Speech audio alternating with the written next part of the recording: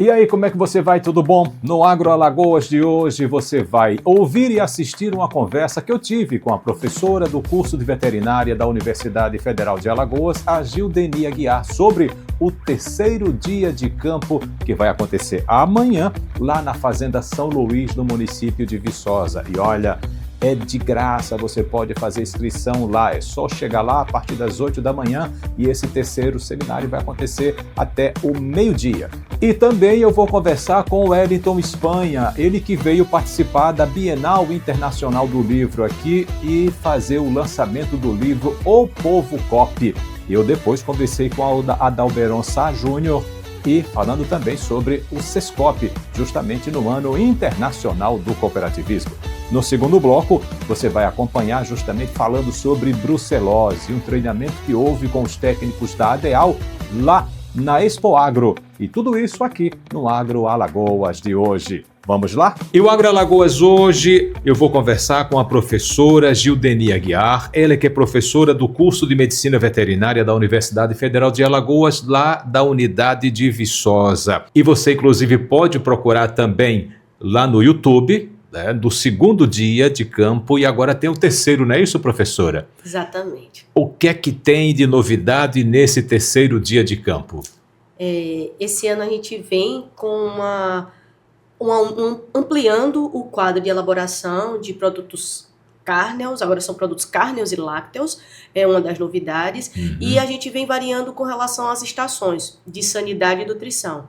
Esse ano a gente vai trabalhar com cuidados com bezerros, cuidados com a mortalidade de vacas adultas, e o outro tema que é com utilização de pastagens alternativas e consorciadas, para reduzir custo e manter a alimentação mesmo no período seco. Esse dia de campo que começa, que vai ser amanhã, não é isso? Exatamente, amanhã a partir das 8, de 8 até 12 horas, lá na Fazenda São Luís, que é na zona rural de Viçosa, onde fica o curso de Medicina Veterinária.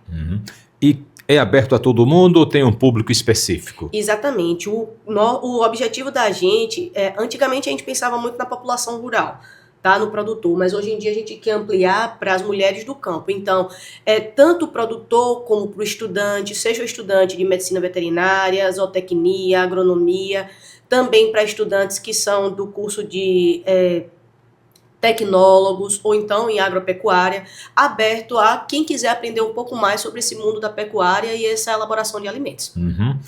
Tem que fazer uma pré-inscrição ou é só chegar lá amanhã e participar? Exatamente, o curso, a inscrição é feita no local, tá? Ele é gratuito, a inscrição é feita no local, a gente separou um horário de 8 a 8h30 para que comecem essas inscrições e depois as pessoas serão direcionadas aos módulos e, consequentemente, estações. Então, foi dividido em 3 estações, né? Essa primeira com produtos cárneos. Quem escolher vai trabalhar, vai ver o que nesse preparo de produtos cárneos? Nesses 2 módulos que a gente vai fazer, vai ser um para elaboração de produtos lácteos, ou seja, fabricação de iogurte, queijos. Nessa vez a gente vai trabalhar com queijos condimentados e a gente vai ter também uma parceria com a doutora Maria Helena, do Sebrae, que ela vai ensinar geleias de frutas. Nesse primeiro módulo de produtos lácteos. E depois vai ser com a professora Beatriz, onde a gente vai trabalhar com a elaboração de hambúrguer, de carne bovina, de frango e a elaboração de linguiça também. E os outros módulos? São na parte de sanidade e nutrição. Isso vem muito da demanda de trabalho da gente. A gente tem uma casuística muito grande de bezerros. Então, essa mortalidade de bezerros, a gente precisa de um cuidado com esses animais nos primeiros dias de vida. Então, a gente elaborou essa primeira cuidado com o bezerro logo ao nascer. Uma segunda etapa, que é a parte de cuidado com a mortalidade de vacas adultas. Muitas vezes as pessoas elas não sabem como proceder quando tem um animal ou mais que morrem dentro da propriedade. Então, a gente vai conversar um pouco sobre como agir, quais são essas principais causas de morte, principalmente mortes agudas a superagudas, e a gente também vai ter uma participação importante, que é do Dr. Adalto da ADEAL, que ele vai colocar muito a ADEAL como parceira. É muito importante para o produtor rural informar que essas mortes estão acontecendo, porque a ADAL ela é um instrumento que tanto pode auxiliar no diagnóstico, como ela também pode elaborar medidas preventivas. E o terceiro módulo, ele fala de alimentação. Dessa vez a gente vai trabalhar com pastagens com alimentação alternativa e pastagens consorciadas, tudo visando a questão do manutenção do suprimento de forragem no período de escassez. Uhum.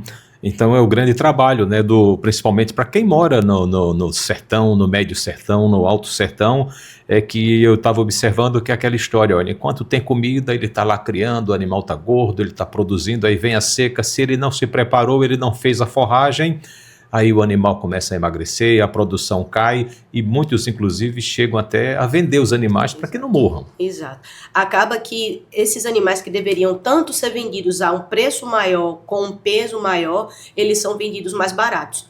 Quando essa escassez é extrema, tem mortes, porque a gente tem uma redução da alimentação, redução da imunidade por consequência e uma alta mortalidade. Então, todo o investimento do produtor é perdido. Então, a gente vai trabalhar com, por exemplo, falar sobre bancos de proteína, que eles aumentam a rentabilidade e têm um custo mais baixo. O professor Wilson, que é o agrônomo responsável, ele vai falar sobre a utilização de moringa. A gente tem um silo que a gente vai utilizar como mostruário para as pessoas. Então, a gente fez também uma amostra de determinadas plantas que podem ser utilizadas nessas circunstâncias, tudo para a gente mostrar ao produtor que é possível. Muitas vezes eles pensam que essas tecnologias são coisas muito distantes, mas não, é tudo uma questão de programação e planejamento. Uhum. Então, tudo isso das 8 da manhã até o meio-dia. Olha, lá na Fazenda São Luís, em Viçosa. Exatamente. Quem mora perto ou até mora longe, quer chegar, vai lá, não precisa, não paga nada, é só chegar. Chegou na Fazenda São Luís, olha, eu vim participar do terceiro dia de campo e é encaminhado lá para a recepção. Exatamente. Inclusive, para as pessoas da cidade, a gente, em convênio com a prefeitura, a gente vai disponibilizar um carro. Porque nem todo mundo tem. A fazenda ela fica a 7 quilômetros do centro da cidade. Então, vai ter um carro disponibilizado do centro da cidade, a Fazenda São Luís, levando e trazendo essas pessoas. Quem tiver carro próprio, claro, também é só direcionar. A gente vai identificar a cidade com bandeiras para facilitar as pessoas alcançarem a Fazenda São Luís. Então pronto, e olha, o agro também vai estar lá e vai passar depois, você vai poder também assistir, né, como foi esse dia de campo lá na Fazenda São Luís. Professora Judeni, quer acrescentar alguma coisa a mais? Que é muito importante a participação de todos. A gente trabalha praticamente uns 6 meses antes que isso aconteça, e é o retorno da universidade para o produtor rural, é a extensão de fato, onde a gente pega as tecnologias que a gente aprende que a gente aprende na academia, passa para os alunos e é a oportunidade da gente conversar e também absorver conhecimentos.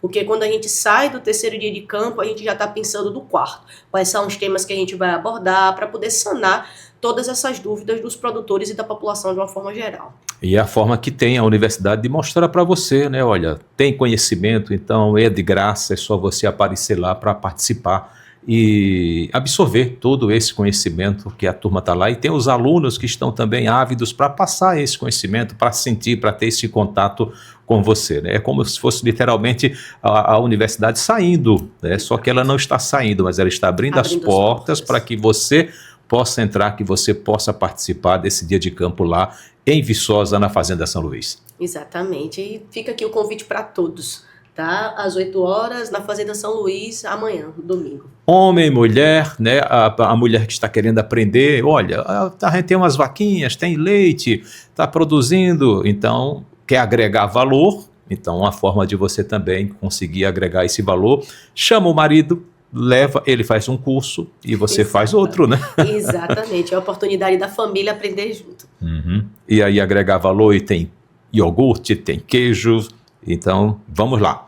Obrigado, professora, tudo de bom e sucesso com mais esse terceiro dia de campo. Obrigada a você pela oportunidade e agradeço mais uma vez. É o Agro Alagoas divulgando justamente isso, olha, o que é bom a gente tem que divulgar, o que é coisa de Alagoas também, então terceiro dia de campo amanhã. Tá? Não precisa fazer inscrição, é só ter força de vontade, pega teu carro, vai até Viçosa, Fazenda São Luís, chegando lá está indicado, mas procura saber, GPS hoje está fácil, é só colocar lá, né? Vai ensinando e você chegou, antes das 8 para poder fazer a sua inscrição e participar dos módulos que vão ser oferecidos por lá, tá certo? Então a gente se vê amanhã, lá mesmo, lá no Agro, lá na Fazenda São Luís. Até lá. Tchau, tchau.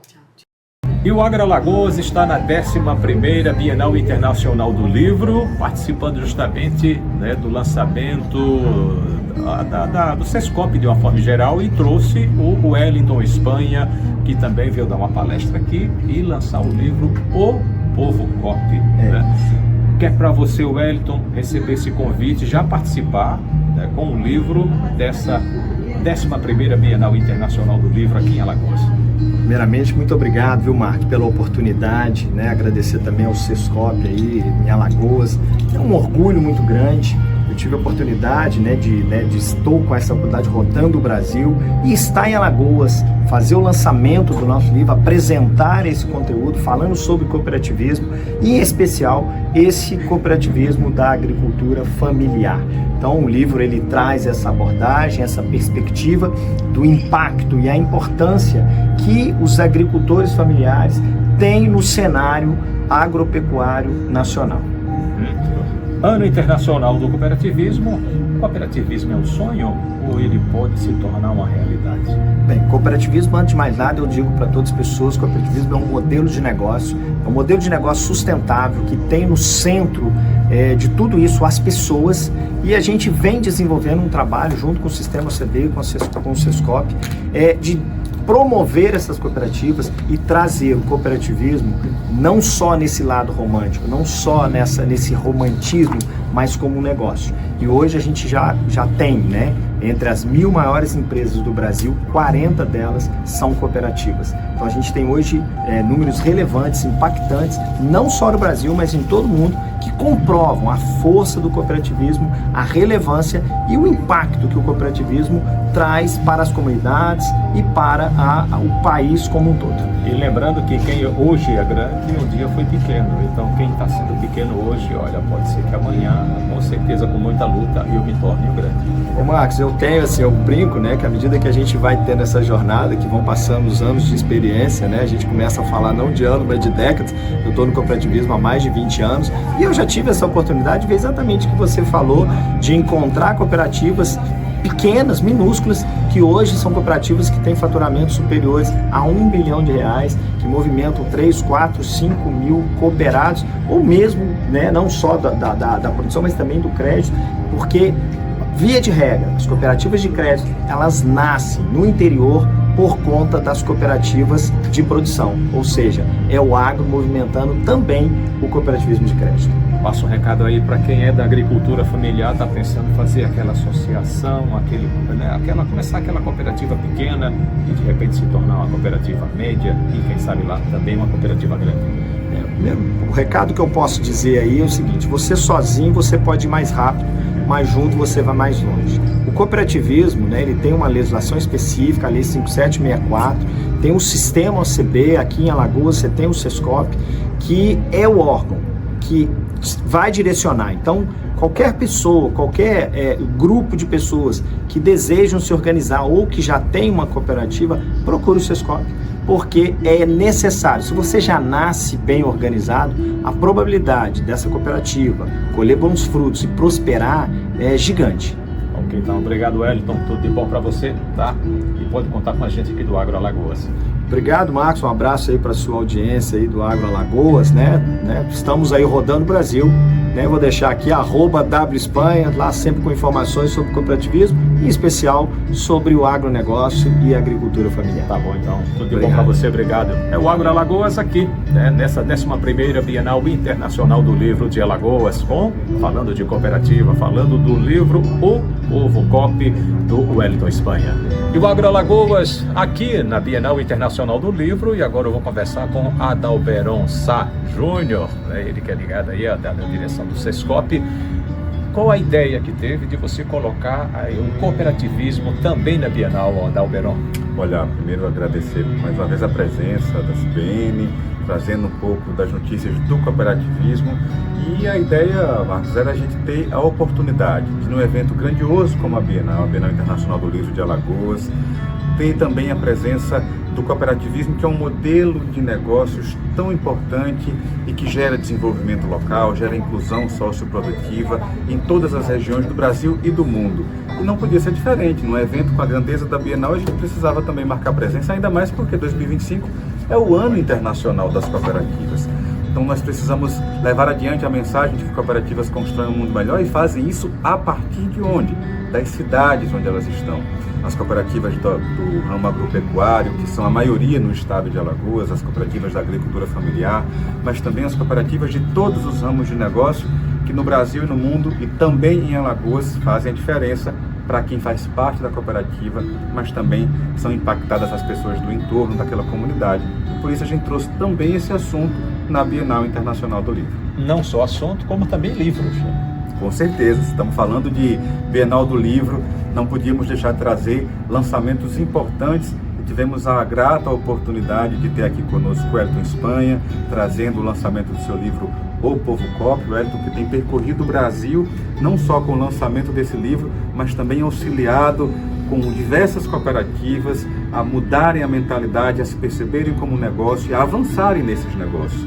O Wellington, que é também consultor do sistema OCDE-SESCOP e que, através das soluções do sistema, tem levado desenvolvimento para as cooperativas, tanto do agronegócio como também de outros ramos. Então a gente teve a oportunidade de ter o Wellington aqui conosco lançando esse livro. Tivemos também um lançamento híbrido com a presença do Marcelo Vieira, que é CEO de uma cooperativa de crédito, a Unicred, lançando o Copland. Copland é esse que traz num dos seus capítulos um pouco da experiência de Alagoas, do que ele encontrou aqui no cooperativismo também. Então 2 lançamentos, 2 autores com a oportunidade de, na Bienal do Livro de Alagoas, também ter livros sobre o cooperativismo. E ainda tinha mais livro ali também para venda, né? Falando na parte de saúde, o outro também. E é legal, né? Na Bienal a SESCOP está aí oferecendo a forma, mostrando para quem veio para a palestra que vale a pena, sim, o cooperativismo não é um sonho e que pode se tornar realidade. Exatamente, o cooperativismo como um instrumento de transformação de vidas das pessoas, da sociedade.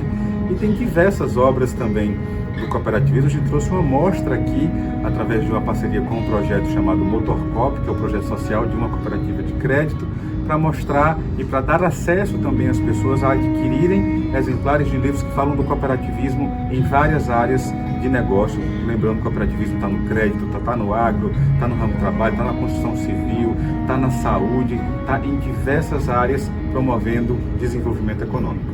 Ok, então, obrigado, tudo de bom para você, Dalberon. A gente agradece mais uma vez, e viva a Bienal e viva o ano das cooperativas. Com certeza, tá aí Dalberon, né? Ele que agora é ligado ao SESCOP, é o diretor, é gerente. Superintendente do SESCOP Alagoas. Pronto, né?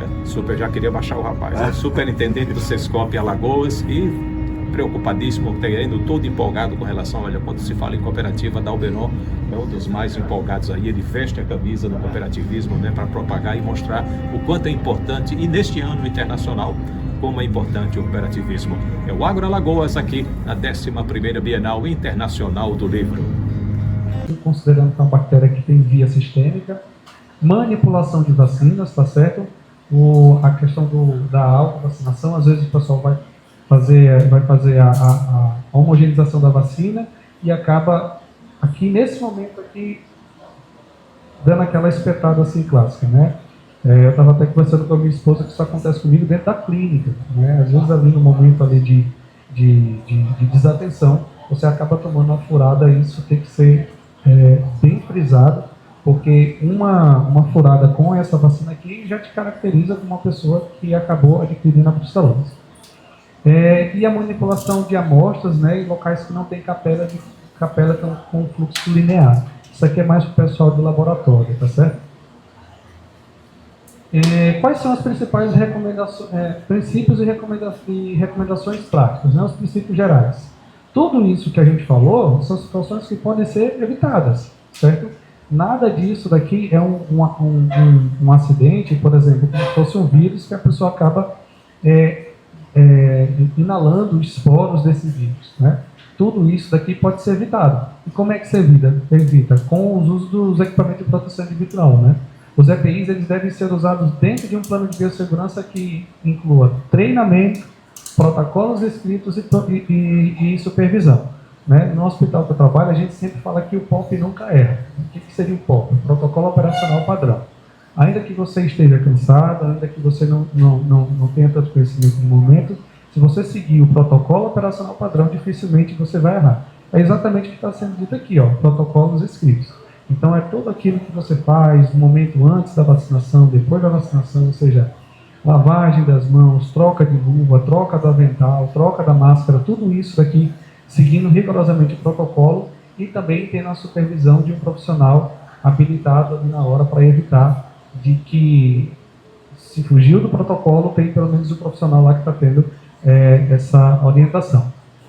A seleção dos EPIs ele deve ser baseada na avaliação de risco da atividade. Por exemplo, existe um EPI específico para manipulação da placenta e existe um outro específico para rotina de ordem. Ou seja, a pessoa que vai fazer a manipulação de placenta, a gente está falando de um órgão que existe a possibilidade de ter uma quantidade grande de cepas de bactéria.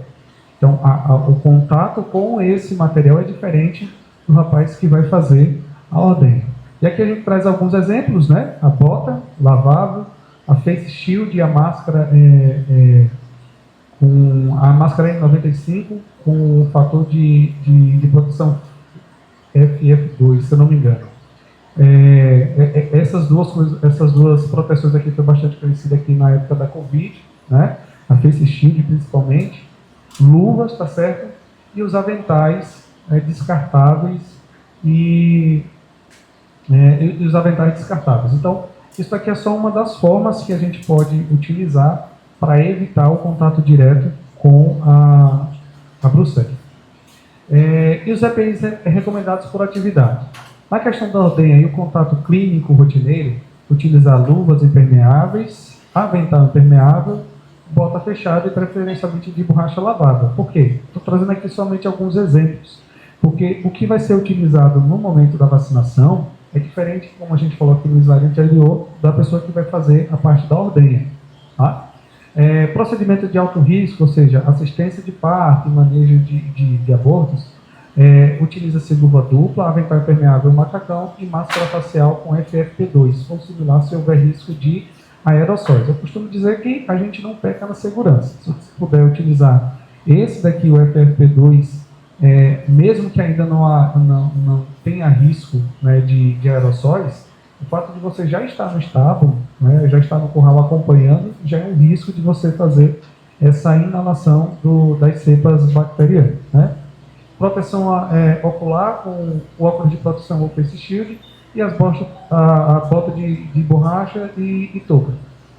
Quanto à vacinação de rebanho, luvas resistentes à perfuração, alguns colegas não costumam utilizar porque ela dificulta o manejo, principalmente na hora da aplicação das vacinas, tá certo?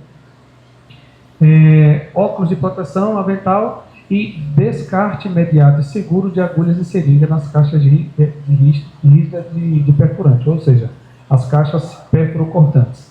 Felizmente a gente ainda costuma encontrar alguns locais que reaproveitam as agulhas, tá certo? Reaproveitam as seringas para diminuir o custo, mas isso é altamente não recomendado. Bom, quando existe a questão do acidente com as vacinas? Como já foi dito, são vacinas vivas atenuadas, são vacinas vivas e atenuadas, como por exemplo a B19 e a RB51. Então, quando eu falo de vacina viva, atenuada, eu quero dizer que essa é composta por um micro-organismo vivo, enfraquecido, porém infeccioso. Então, independente de ser um vírus que foi enfraquecido, de ser uma bactéria que foi enfraquecida, ela vai provocar, sim, a doença. Então, a partir do momento que a pessoa tem contato, né, seja ela pela parte de inoculação ou pela parte da homogeneização, lembrar que é um poliofilizado, certo? Isso pode causar infecção quando inoculadas acidentalmente por conta das mucosas ou grande exposição. Então, assim, não necessariamente nem precisa ser de grande exposição. Então, se você já tiver ali, vamos supor que você está com um ferimento na mão e você está sem luva e está manipulando a vacina. No momento que a pessoa faz a liofilização, geralmente ela puxa a vacina na seringa e ela dá aquela conferida para tirar o ar da seringa. E aí, geralmente, quando ela dá aquela conferida, sobe um pouquinho da vacina. Se aquela vacina cair nesse ferimento que você tem na mão, você já teve um acidente com a vacina e não necessariamente precisou se perfurar com a agulha. E num contexto dessa situação, eu quis trazer aqui esse contexto porque é o que a gente tem recebido de notificação. Rafael, essa é a realidade que acontece? Na verdade, não. Porque a brucelose ela é uma doença que agora ela está sendo mais buscada, principalmente pelo Ministério. E preciso dizer para vocês que ela ainda não é uma doença de notificação compulsória, ou seja, então não existe obrigatoriedade ainda. Porque o próprio Ministério já vem se articulando juntamente com os estados, Alagoas também vem se articulando juntamente com o Ministério para a gente introduzir ela como notificação. Apesar dela não ter uma notificação compulsória, é obrigatório, em situações de acidente, informar as unidades competentes. No caso, a unidade competente seria a parte da vigilância. Por isso que precisa ter uma supervisão no momento que acontecem as campanhas de vacinação. Por quê? Porque se houver, de fato, um acidente, isso precisa ser levado para as entidades superiores para que a informação ela seja guardada.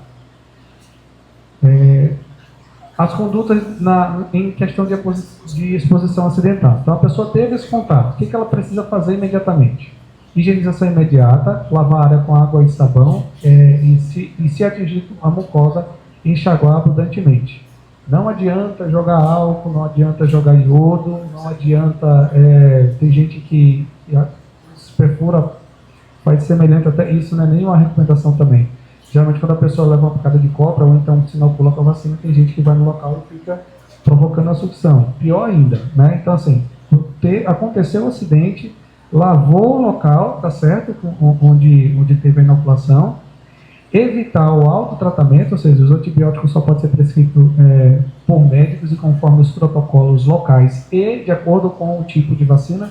O colega falou que, no caso, na RD 51, ela já não pode utilizar a rifamicina, é exatamente isso. Então, existe um protocolo específico. E é importante procurar imediatamente a unidade de saúde mais próxima e informar detalhadamente o acidente. Como foi que aconteceu? Você se perfurou? Onde foi a perfuração? Você não teve perfuração, mas a vacina acabou escorrendo na ferida que eu tenho aqui na mão. Não é? Eu tive um acidente, acabei na hora da manipulação, o frasco caiu e quando eu fui pegar o frasco, acabei cortando a minha mão. Então, são esses tipos de informação que é importante você levar para que a gente consiga entender o que está acontecendo e tomar a melhor medida possível, tá certo? E como é que seria o papel, então, da vigilância epidemiológica? Detecção e notificação, tá? Como eu falei para vocês, não existe ainda a notificação compulsória, mas é obrigatório que as entidades elas fiquem cientes da situação. Então, no caso, a vigilância identifica a situação, tá certo? A partir do momento que ela tem a identificação e a parte da notificação, é feita uma investigação e imediata resposta, seja para a pessoa que teve o contato, tá certo? Ou então para todo o grupo que tá envolvido naquela situação. Vamos supor que aconteceu um acidente e os frascos de vacina caíram no chão e todos eles abriram, né? Então houve uma suspensão dessa parte do pó e aí houve a possibilidade de inoculação por aerossóis. Então tudo isso daqui é uma parte de investigação. A gente costuma dizer que é uma investigação ativa. A vigilância vai no local, tá certo? Para poder identificar, apurar, para tomar as medidas cabíveis. Medidas de controle em animais, e aí vem juntamente com a situação intersetorial. A gente vai fazer a parte de controle da parte humana, e aí o pessoal da SEAG, o pessoal da ADEAL vai começar a fazer a parte da investigação animal. Essa funciona na parte da vigilância. No mais, comunicação de risco e educação, isso daqui seria uma das formas da vigilância, repassar informações, a importância da notificação, a importância do uso dos EPIs, tá certo? Então, isso daqui também faz parte de competência da vigilância. E nada disso daqui ele é conseguido se não houver uma coordenação intersetorial. Então, uma informação que eu trago importante. As agências elas não conseguem trabalhar sozinhas, né? Por isso precisa dessa dependência da intersetorialidade, né? Nós da CESAL, juntamente com a ADEA e com a SEG, a gente está começando de fato a desenvolver algumas situações. A gente já conversou, né, doutor? Já tivemos algumas outras reuniões aí, principalmente voltado a outras doenças importantes. Eu vou só passar aqui para a gente poder deixar como exemplo, tá certo? Isso daqui não vem ao caso da brucelose, mas é um exemplo de que a CESAL mantém esse compromisso contínuo com a coordenação intersetorial, buscando essa parceria que fortaleçam as ações em prol da saúde pública e da população alagoana. Então, assim, juntamente com os outros setores, a gente acaba trabalhando junto, não somente para a implantação e para controle de algumas doenças. Aqui, nesse caso, a gente fez umas reuniões voltadas à situação da tuberculose bovina. E já posso dizer aqui que a gente também tem outros agravos aí, justamente a brucelose, para a gente poder trazer como informação importante voltada para a área da saúde humana.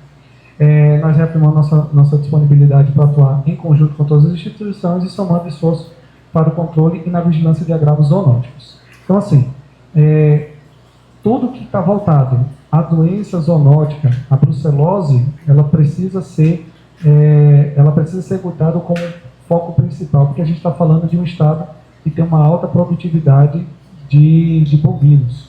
O colega Luan falou muito bem aqui, que não existe nenhum tipo de manejo em um rebanho que não tem saúde. Então, a vacinação é super importante. E não somente a vacinação, todas as outras situações que vêm após a vacinação também é importante, principalmente a parte de notificação e controle. Bom, pessoal, é isso. Obrigado. Espero ter somado no conhecimento de vocês. Eu acredito que as dúvidas vão ser só na mesa redonda, né, Daniel? Obrigado. Então, gente, vamos fazer uma breve mesa redonda. Eu já reservei ali os aposentos. Então, Edivardo fez a nossa primeira explanação, né, sobre, ele é um palestrante da casa, da DEAL, coordenador aqui em todo o estado do programa da brucelose tuberculose, e ele conversou mais do ponto de vista da defesa animal, né? O nosso colega Luan falou mais a parte de campo, ele tem uma grande experiência nessa área, conversou um pouquinho sobre vacinação, e o Rafael sobre a questão da saúde pública, né? Vocês têm algum questionamento, alguma colocação? Vamos lá. Diz teu nome e faz tua colocação. Boa tarde a todos, meu nome é Alessandra, eu sou médica veterinária, fiscal estadual agropecuária da Pernambuco, e a gente veio aqui para prestigiar esse evento de vocês, e eu tenho algumas perguntas. A primeira pergunta vai para o colega Luan, parabéns pela sua palestra, sua apresentação, e a primeira pergunta é o seguinte: se há estudos sobre o impacto da má conservação da vacina, tanto o B19 quanto o RB51. Essa é a primeira. Tem mais uma. Então, eu li muito, né? Eu não vi nada relacionado a isso, a essa má conservação. Zero. Mas a gente sabe, no fundo a gente sabe que há muito essa utilização. Né? Eu acho que mais da má conservação. E a segunda pergunta é: quais são as maiores dificuldades dos médicos veterinários privados no campo com relação à vacinação? A gente não pode, não entenda mal, não estou sendo grosseiro, mas a gente, de certa forma, não pode forçar o produtor a vacinar. Então, eu acho que o gargalo maior é esse. A gente sabe da necessidade. A gente tem uma amizade, um convívio muito grande com o pessoal da ADEAL. E eles sabem quais são as fazendas que a gente atende. Às vezes, antes de falar com o proprietário, eles ligam para a gente: oi, fulano, não vai vacinar não? Então, assim, a gente sabe que a parte da gente a gente tenta fazer. A parte da ADEAL, a ADEAL faz muito bem. A gente tenta fazer a parte da gente muito bem também. O gargalo é até falei um pouco, né? Esse desserviço contra a ciência, contra a vacina, ele está em alta, né? A gente tem que começar a combater isso. Eu vejo que é por aí. Mais alguma? A próxima pergunta é para o colega Rafael. Parabéns pela sua palestra também. E a pergunta é o seguinte, inclusive já foi falado sobre isso aqui, eu não sei se você estava presente, mas a gente falou que existe uma dificuldade dos médicos humanos sobre o entendimento de doenças que são conhecidas como zoonose. E a minha pergunta é, você como representante da Secretaria de Saúde de Alagoas, o que é que vocês têm feito para tentar ajudar os médicos no entendimento dessas doenças, já que a gente está falando de saúde única? Obrigado pela sua pergunta. No caso, quando a gente fala sobre essa dificuldade, a gente consegue observar não somente quando a gente está fora, mas também quando a gente está dentro da área da Secretaria. No momento, sou eu e mais 2 colegas, médico veterinário dentro da Secretaria, e a gente tem trabalhado não somente a questão da brucelose, não somente da tuberculose, mas com outras doenças também, como por exemplo a própria leishmaniose, esporotricose, etc. O que a gente faz, isso de maneira interna, são oficinas, né, convidando não somente os colegas profissionais ali, voltados ali para a parte do cuidado direto das unidades básicas de saúde, mas também do pessoal que são os pontos estratégicos, né, os pontos focais. Constantemente, todos os meses a gente tem um programa de oficina que a gente inclui alguns agravos específicos, e dentro desses a parte da zoonose, para que a gente possa também estar falando sobre, do ponto de vista do médico veterinário na situação da zoonose, e aí existe uma troca também da informação do próprio médico com o médico veterinário. Eu acredito que essa dificuldade hoje em dia já é uma dificuldade que ela vem sendo sanada, e os colegas, os médicos, eles acabam recebendo de bom agrado. Uma das boas notícias é essa, o que se via antigamente sobre essa situação onde o médico veterinário era uma coisa, o médico é outra, quem sabe é o médico, quem sabe é isso. Hoje em dia, com a questão da saúde única, existe de fato essa união entre o médico veterinário e o médico humano, e a gente consegue passar facilmente essa informação dentro, principalmente, da secretaria. Queria reforçar os dados novamente aqui do último informe do PNCEBT, que foi publicado agora 3 semanas atrás, e eu acredito que esse documento ele está público no site do Ministério da Agricultura, e uma das maiores preocupações que expostam nesse documento foi exatamente a quantidade exígua de exames realizados no país, com dimensão continental, com 250 milhões de bovinos, e além dessa quantidade muito insignificante, totalmente concentrada nos estados de Minas, São Paulo e nos 3 estados da região sul, Paraná, Santa Catarina e Rio Grande do Sul. E a conclusão é que nós testamos muito pouco, e o pouco que nós testamos tem um grande ponto de interrogação. Haja visto esse resultado que o doutor citou aí, que a gente teve a oportunidade de apresentar. Isso não foi apenas em Alagoas, no informe tem o mesmo gráfico de Pernambuco, tem no Ceará, tem de todos os estados da federação, e é impressionante como esse silêncio epidemiológico se estabeleceu, e essa idoneidade colocada em xeque desses exames.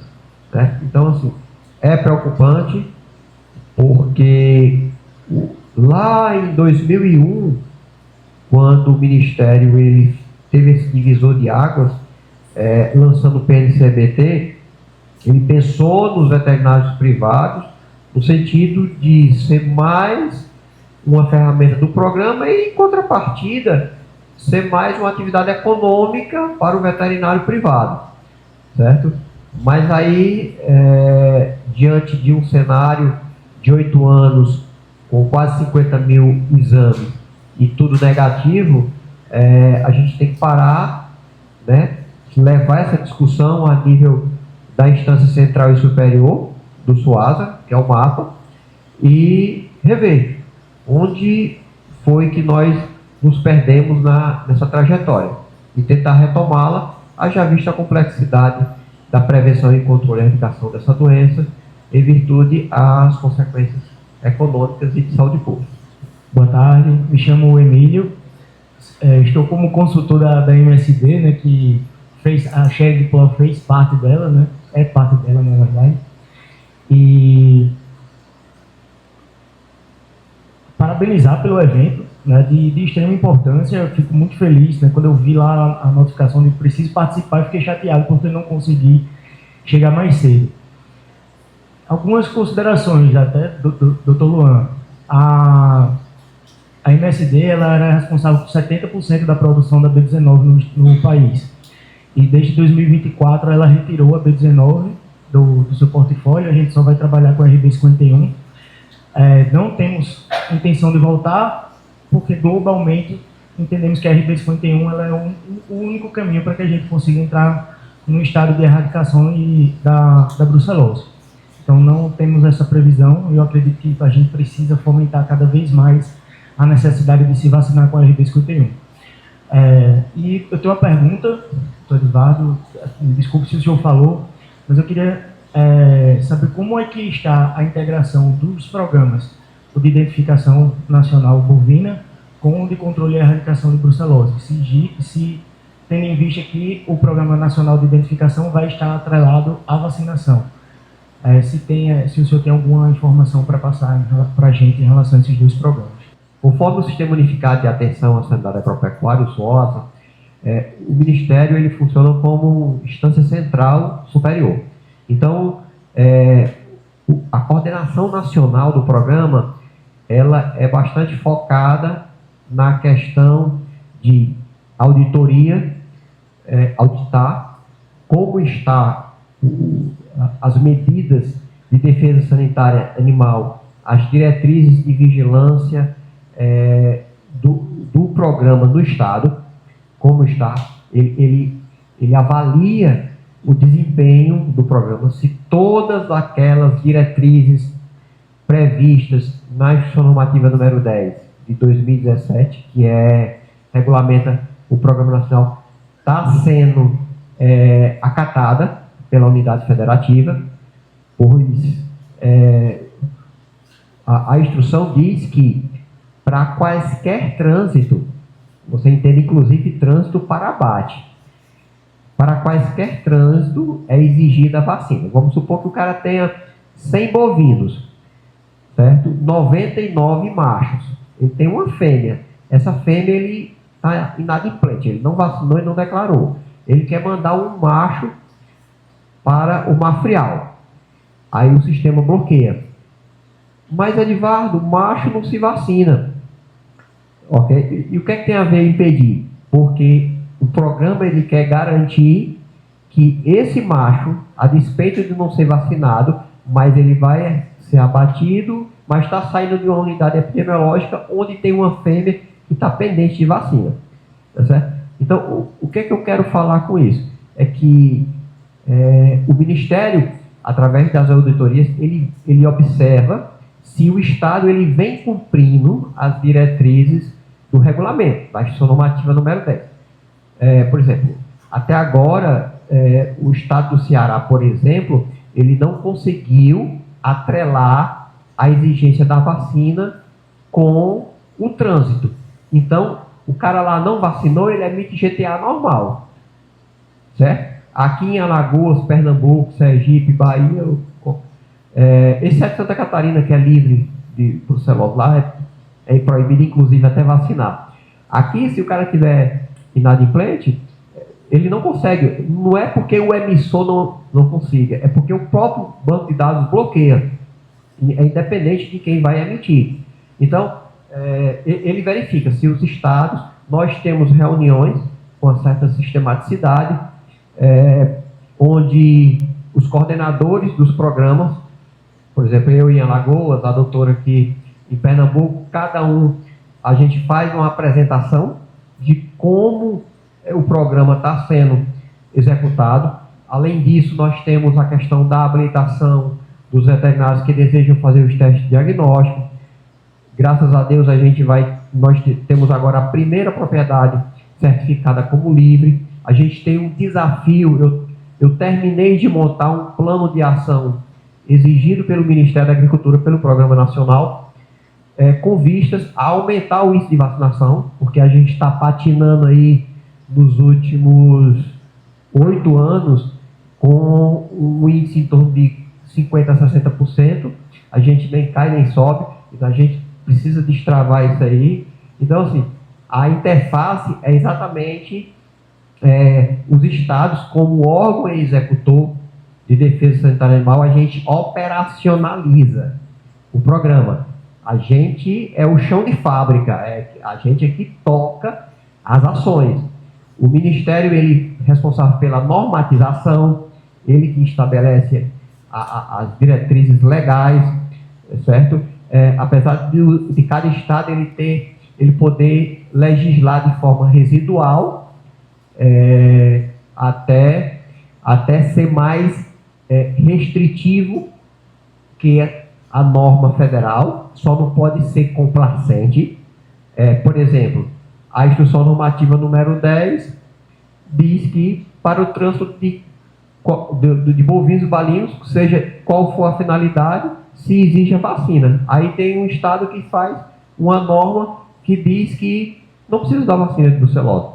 Então, confronta uma diretriz nacional, aí não pode, tá certo? Então, assim, a relação de acompanhamento, eles fazem a coordenação geral e o contato, principalmente por vídeo reuniões e também o contato entre os coordenadores estaduais entre si, né?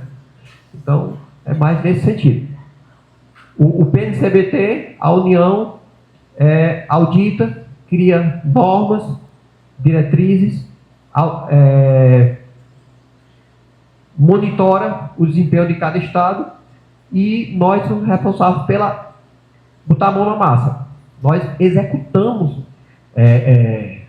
o programa, que consta tudo lá na IN 10 de 2017. A vacinação de aftosa saiu, tá? Porém se mantém a necessidade da atualização cadastral anual. Nessa atualização cadastral a gente vai ter o registro de nascimento e etc.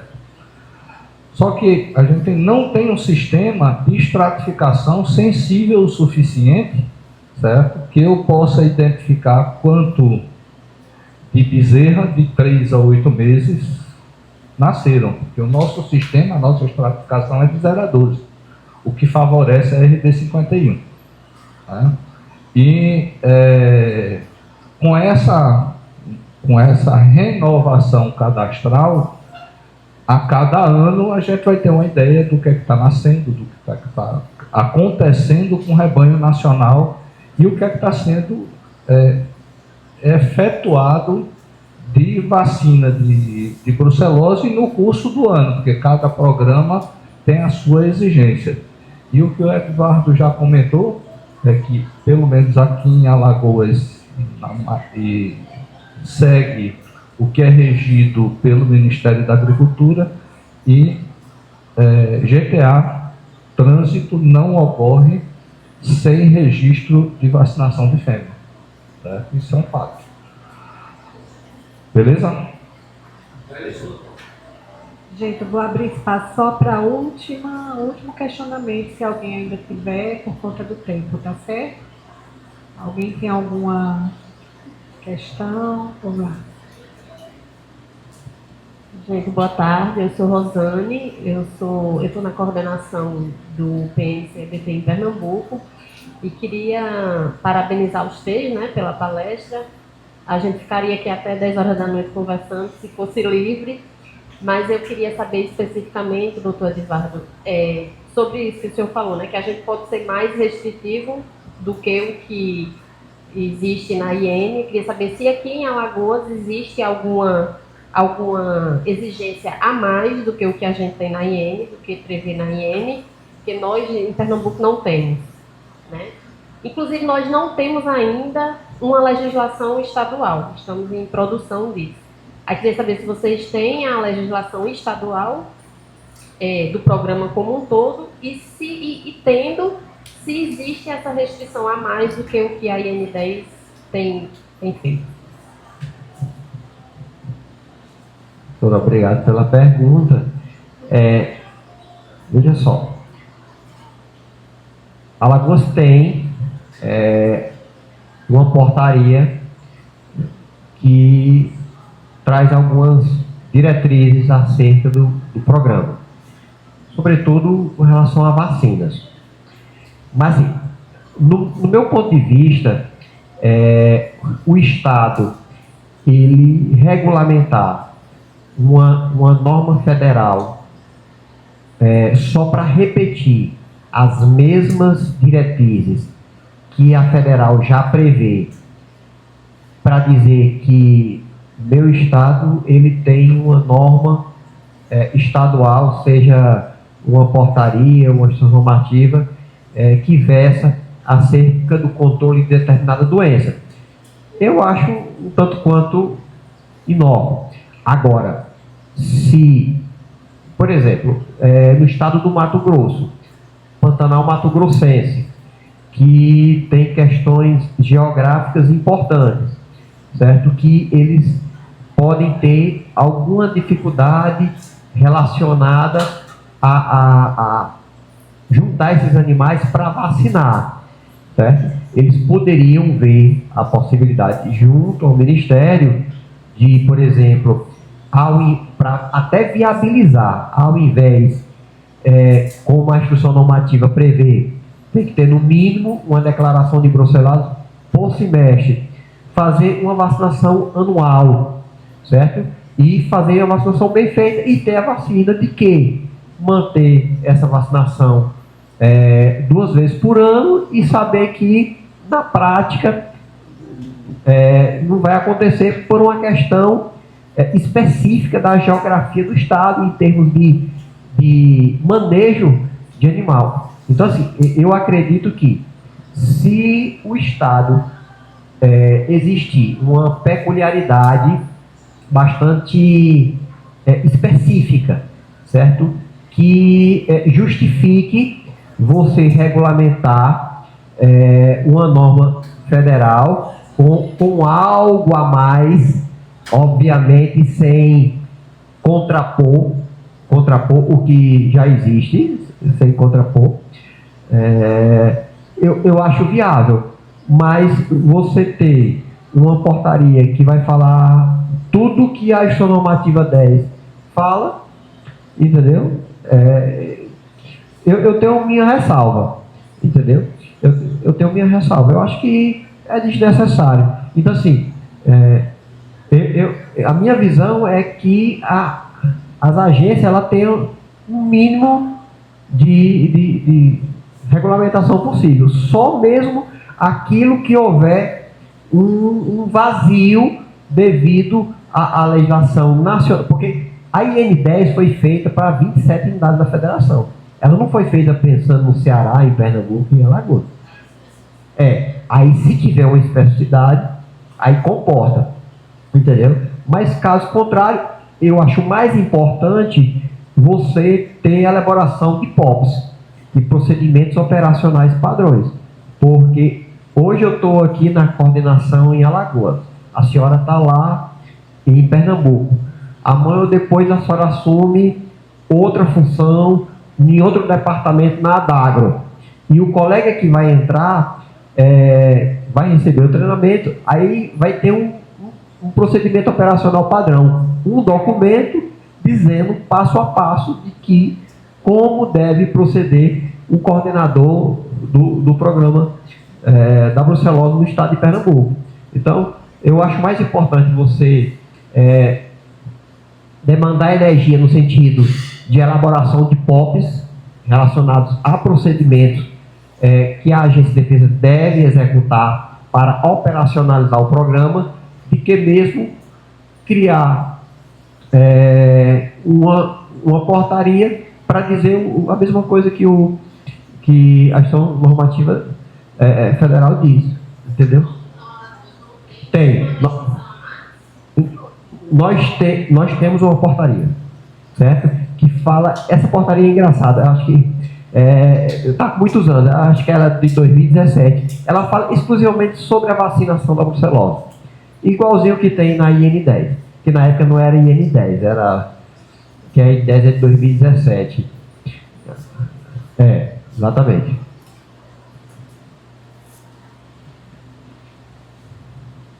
Gente, a gente vai concluir o nosso evento.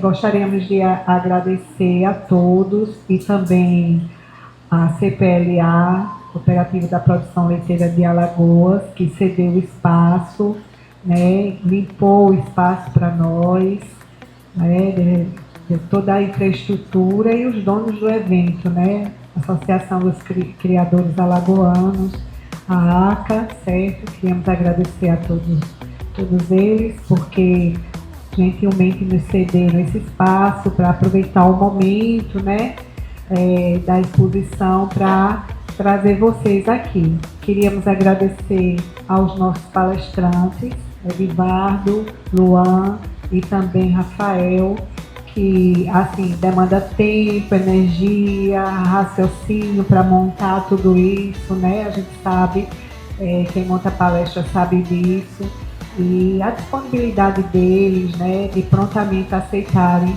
o nosso convite, e com certeza a gente vai sair daqui com a mente bem, né, refletir bastante, né, como profissionais. Tem muitos futuros profissionais aqui, tem outros profissionais já atuantes, e isso com certeza só vem agregar para a gente, tá bom?